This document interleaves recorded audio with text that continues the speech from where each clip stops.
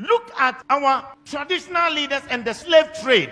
We blame the whites for the slave trade we went through. We blame the whites that they offended us. They took us as slaves. But let's wait for a minute. Who sold the black man to the whites? Who sold the black man to the whites? Our own traditional leaders. The enemy is not outside. The enemy is within. If we are asking the Europeans to pacify us and also to apologize to us, our traditional leaders must be the first to apologize on behalf of their ancestors for the evil they have done against their fellow blacks. Look at our attitude towards the environment and the destruction of our water bodies. All our river bodies have turned into dark brown. And you know what they said? In the next 20 years, if we don't stop this illegal mining, Ghana, we will import water to drink. Yet we don't care. And Chinese, they will come from their country into our forest, destroy our forest, destroy our land, and illegally mine and damage our waters. How can they come if the traditional leaders didn't give them permission to do that? And in one instance, while they were dead, our military went there to protect them. Our own military that is supposed to protect us rather protected the foreigners to destroy our water and destroy our forest.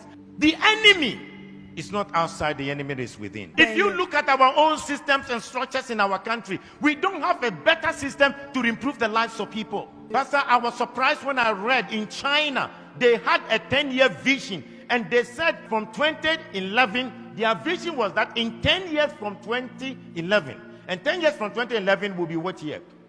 This year, 2021, that they will raise over 20% of the people to become multi-millionaires. Now in 2021, they have 1.8 million Chinese who are multi-millionaires in China, and they are between the age of 40 to 50 years. Multi-millionaires. The government intentionally decided that they will make sure they will have 20% of the population multi-millionaires. They also agreed that they will make sure that they will lift up the poorest of the poor.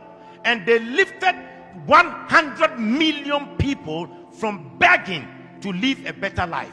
But in this country, in our country, we fight our own businessmen.